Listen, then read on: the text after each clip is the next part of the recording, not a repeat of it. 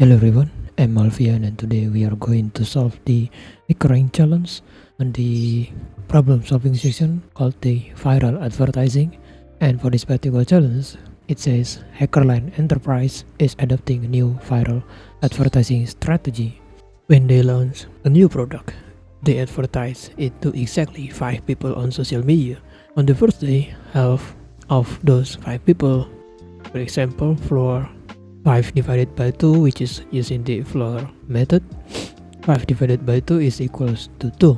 Since it is flooring, it's not contain any comma sign or floating number after the 2 right here, then it will just return the floor number. If it's ceiling, then it will be 3. If it's floor, then it will be 2, but it is around 2. And like the advertisement, and each shares it 3 of their friends. At the beginning of the second day, which is 5 divided by 2, and then using the floor function or method, and then times 3, since the floor will resulting in 2, and then times 3, and the result will be 6, and then 6 people will receive the advertisement.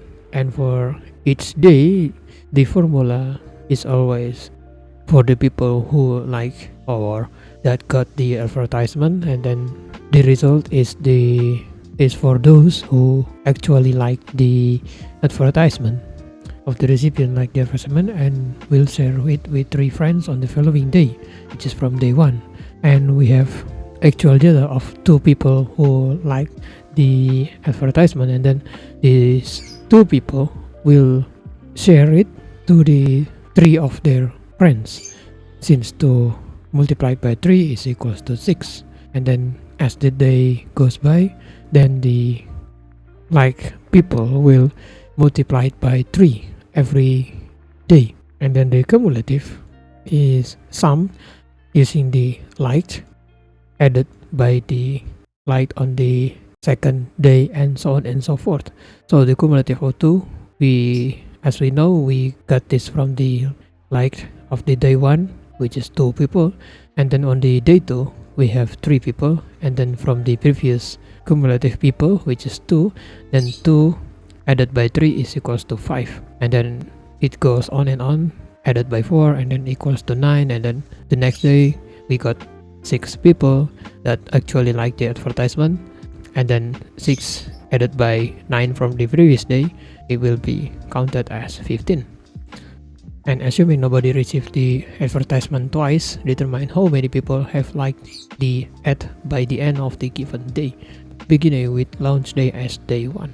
As we know that day 1 will always have the fixed value of 5 people. That is the strategy of the advertisement. And the progression is shown above. The cumulative number of likes on the 5th day is 24. This is the answer that we need to return. And for the function description, it says complete the viral advertising function in the editor below, which is the viral advertising itself has the one parameter of n, which is the number of day of the campaign of the advertisement days, and then in a form of number, and the expected output is also in a form of number or integer, or the cumulative sum. And we are using TypeScript as our language. If you want to use something else other than TypeScript, then go ahead. I encourage you to do so.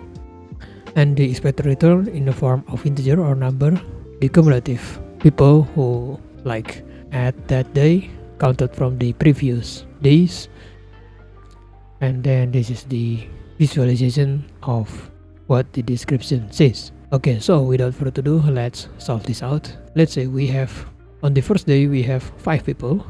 As we know that we have 5 people, we can declare a variable called the let people, and then the initial value will be 5 because it is exactly 5 people on the first day, on the first campaign of the advertisement. And for the second one, we need to declare the cumulative people, or the counter of the people, how many people that is counted from the day 1 until the last day of the campaign. So the name is the cumulative using the let property, let cumulative. Why I'm using let property is because cumulative and people will be mutated every day. It will be changed every day, and the cumulative will take 0 as the initial value, because on the first day we have actual 0 people who like this, and then as we calculate between the 5 people, and then the result that actually like the advertisement is only 2, which from the calculation of the floor method using the 5 divided by 2 is equals to 2, then this is the answer from that formula. And then the cumulative will be counted from the 0 added by the like people, like how much people who like the advertisement, and then counted by the number of like, and then the cumulative will go up. Okay, so for the next one we need to iterate over the number, which is the n right here, or the number of these. We can use for loop. If you want to use while loop, then go ahead. For the challenge, I'm using the for loop using for let I equals 1 as long as I is below or equals to the n, then I plus plus. And why I'm using I equals 1 instead of 0 is because we are starting from the day 1, then we need to somehow align this to make the code more readable for those who read our code.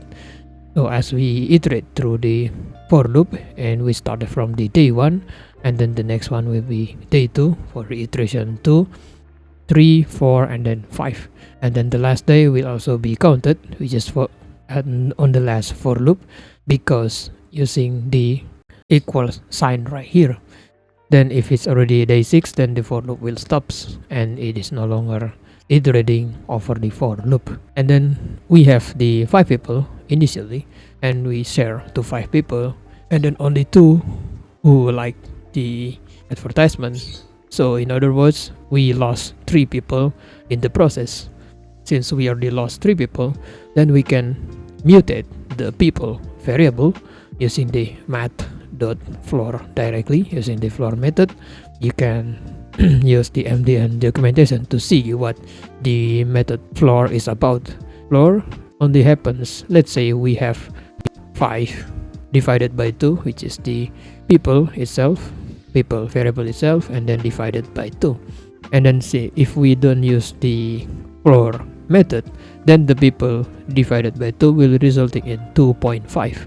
If we use the ceiling or the math.ceil, then we will get 3 instead of 2.5.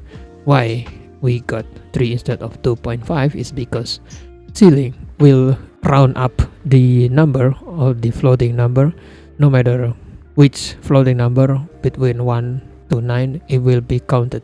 It will be rounded up to the nearest integer value instead of the floating value. If it is the other way around, which is the floor, then the 2.5 will be dumbed down or be rounded down to the nearest integer, which is 2. And that way we got the actual people who like the advertisement. And then for the next one, we need to count the cumulative using the cumulative, and then we use the cumulative using the equals the cumulative added by the number of people who actually liked the advertisement. We can sort this out.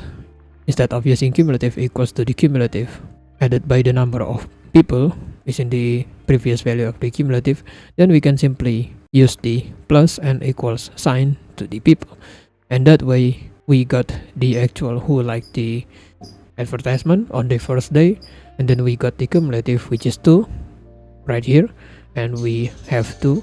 And then for the next day or the next iteration of the second iteration, we got people who liked the message, not the message but the advertisement, and then we got 3, and then the cumulative, which is the previous value of 2, then it will be added by the number of people who currently liked the advertisement on the day 2.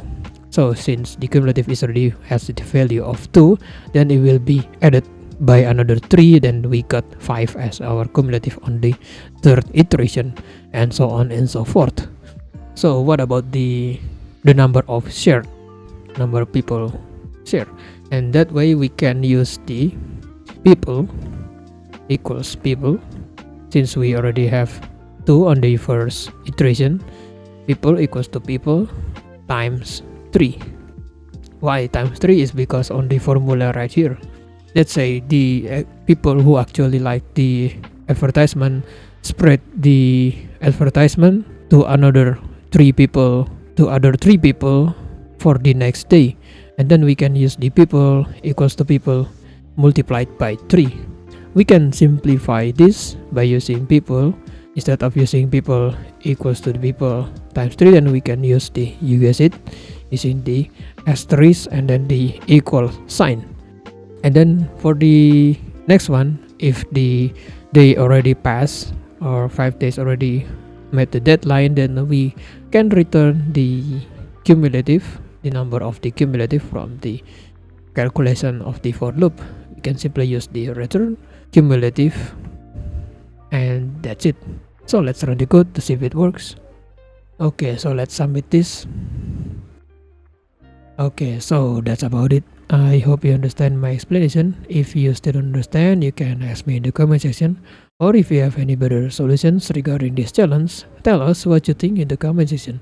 I hope you have a great day. Thank you for watching the video, and I will see you in the next video. Goodbye.